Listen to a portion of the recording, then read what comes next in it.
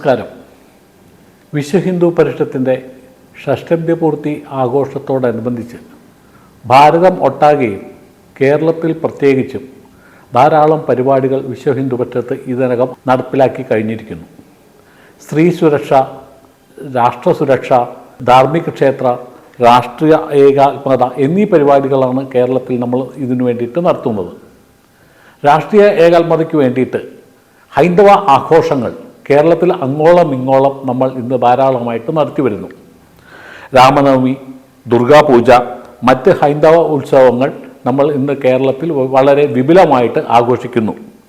വിദ്യാഭ്യാസത്തിൻ്റെ ബോധവൽക്കരണ പരിപാടിയുടെ ഭാഗമായിട്ട് ചരിത്രം, മതം എന്നിവയെക്കുറിച്ച് കുട്ടികളെ ബോധവൽക്കരിക്കുന്നതിനുള്ള പരിപാടികളും ഇതിനോടൊപ്പം നമ്മൾ സംഘടിപ്പിച്ചു കഴിഞ്ഞു. രാമായണം ക്വിസ്, ഭാഗവത ക്വിസ്, ഭാരത് കോ ജാനോ എന്നീ പരിപാടികൾ ഇതിനു വേണ്ടിയിട്ട് നമ്മൾ സ്കൂൾ തലത്തിലും കോളേജ് തലത്തിലും നടത്തി വരുന്നു. VHPയുടെ വിവിധ സേവന പ്രവർത്തനങ്ങൾ, രാഷ്ട്രീയ ഏകാത്മകതയുടെ പേരിൽ വിവിധ സേവന പ്രവർത്തനങ്ങൾ, വൈദ്യസഹായങ്ങൾ, അന്നദാനങ്ങൾ, അതുപോലെ പരിപാടികളും നമ്മൾ ഇതിനോടൊപ്പം നടത്തി കഴിഞ്ഞിട്ടുണ്ട്. സമൂഹത്തിൽ ഭിന്നിപ്പുണ്ടാക്കുന്ന മതപരിവർത്തനം, ആ മതപരിവർത്തനം തടയുന്നതിന് വേണ്ടിയിട്ട് ജനങ്ങളെ ബോധവൽക്കരിക്കുന്നതിന് വേണ്ടിയിട്ടുള്ള പരിപാടികൾ ആസൂത്രണം ചെയ്യുന്നതിനോടൊപ്പം നമ്മുടെ ഹിന്ദു മതത്തിൽ നിന്ന് വിട്ടുപോയവരെ തിരിച്ചു കൊണ്ടുവരുന്ന പരാവർത്തന പരിപാടികളും പാവക്കുളം കേന്ദ്രീകരിച്ച് നമ്മൾ നടത്തി വരുന്നുണ്ട്. സംസ്കൃത ഭാഷയെ പ്രോത്സാഹിപ്പിക്കുന്നതിനുള്ള വിവിധ പരിപാടികൾ നമ്മൾ അങ്ങോളം ഇങ്ങോളം നടത്തുന്നു.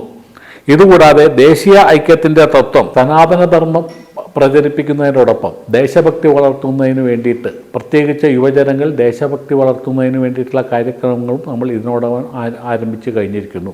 ഈ വക പ്രവൃത്തികളിലൂടെ സമൂഹത്തിൽ ഹിന്ദു ജനതയുടെ ഒരു ഉണർവിന് ലക്ഷ്യമിട്ടുകൊണ്ടുള്ള പരിപാടികൾ അടുത്ത ഒരു വർഷത്തേക്ക് കേരളം അങ്ങോളം ഇങ്ങോളം നമ്മൾ നടത്തുന്നതാണ്. ഈ പരിപാടികൾ എല്ലാ ജനവിഭാഗങ്ങളുടെയും സമ്പൂർണ്ണമായ സഹകരണവും അതിനുള്ള നമ്മുടെ പരിപാടികളിലുള്ള പാർട്ടിസിപ്പേഷനും അഭ്യർത്ഥിച്ചുകൊണ്ട് എൻ്റെ വാക്കുകൾ ഞാൻ നിർത്തുന്നു. നന്ദി, നമസ്കാരം. ജയ് ശ്രീറാം.